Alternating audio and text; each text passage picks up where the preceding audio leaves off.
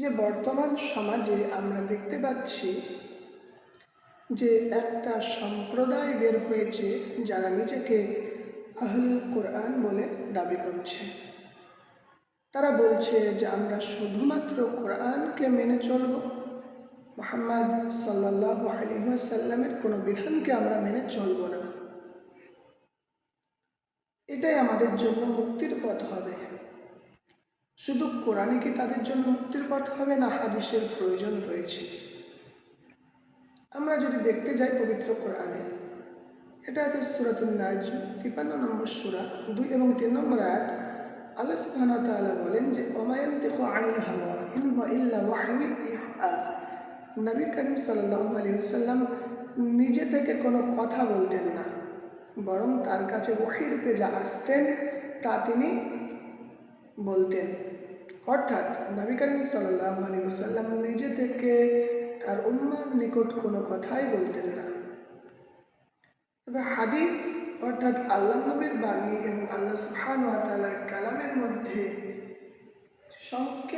সংক্ষিপ্ত পার্থক্য এটাই যে যেটা কোরআন আল্লাহ সুবহানাহু ওয়া তাআলা যা বলেছেন পুরোটাই নবী করিম সাল্লাল্লাহু আলাইহি ওয়াসাল্লাম রেখে দিয়েছেন, না বিন্দুমাত্র কিছু প্রবেশ করিয়েছেন, না তা হতে বিন্দুমাত্র কিছু বাহির করিয়েছেন।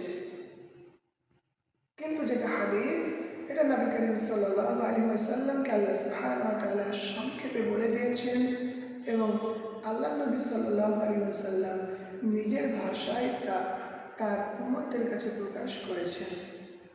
আর হাদিস হচ্ছে কোরআনের একটি রেফারেন্স কিতাব, কোরআনের একটি ব্যাখ্যাকারক কিতাব। আমরা স্কুলে দেখি, আমরা ক্লাস 9-10-এ যখন ক্লাসের পাঠিত বইগুলো কিনে থাকি এবং সেই বইগুলোর সঙ্গে সঙ্গে আমরা সেই বইয়ের বিস্তারিত ব্যাখ্যা বিশ্লেষণের জন্য নোটবুক কিনে থাকি। অনুরূপভাবে কোরআন হচ্ছে গাইডলাইন।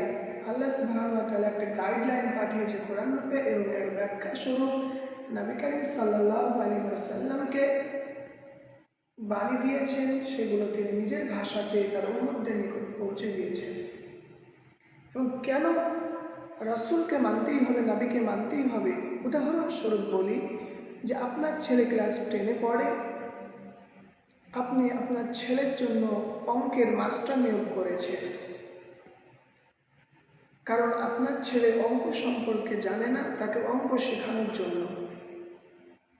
এখন আমি যদি বলি যে অঙ্ক শেখানোর জন্য অঙ্কের মাস্টারের প্রয়োজন নেই, আমার ছেলে নিজে নিজে অঙ্ক করতে পারবে, তাহলে এটা নিছক একটা বোকামো ছাড়া কিছুই নয়। কারণ অঙ্ক সম্পর্কে আমার সন্তানের কোনো জ্ঞান নেই, তাকে অঙ্ক শেখানোর জন্য একজন পারদর্শী শিক্ষকের প্রয়োজন রয়েছে, যে অঙ্কগুলো করতে পারবে, যে অঙ্কগুলো নিজে করেছে, যে অঙ্কগুলো নিজের জীবনে বাস্তবায়িত করে। অনুরূপভাবে আল্লাহ সুবহানাহু ওয়া তাআলা এমন একটি বাণী আমাদের কাছে প্রেরণ করেছেন যে বাণী সম্পর্কে ইতিপূর্বে কারো কোনো জ্ঞান ছিল না। আর সেই বাণী মানুষদের কাছে পৌঁছে দেওয়ার জন্য মুহাম্মদ সাল্লাল্লাহু আলাইহি ওয়াসাল্লামকে শিক্ষক রূপে আল্লাহ সুবহানাহু ওয়া তাআলা প্রেরণ করেছেন। আপনি যেমন আপনার সন্তানকে অঙ্ক শেখানোর জন্য একজন শিক্ষক নিয়োগ করলেন এবং আপনার সন্তানকে সেই শিক্ষককে মেনে চলতেই হবে, নচেত সে অঙ্ক শিখতে পারবে না। অনুরূপ আল্লাহ সুবহানাহু ওয়া তাআলা কোরআনের জ্ঞানটি মানুষের কাছে পৌঁছে দেওয়ার জন্য মুহাম্মদ সাল্লাল্লাহু আলাইহি ওয়াসাল্লামকে শিক্ষক রূপে নিয়োগ করেছেন। আল্লাহ নবীকে মানতেই হবে। যে ব্যক্তি না মানবে সে ব্যক্তি কখনো ইসলাম শিখতে পারবে না, সে ব্যক্তি কখনো ইসলামের পরিপূর্ণ জ্ঞান অর্জন করতে পারবে না।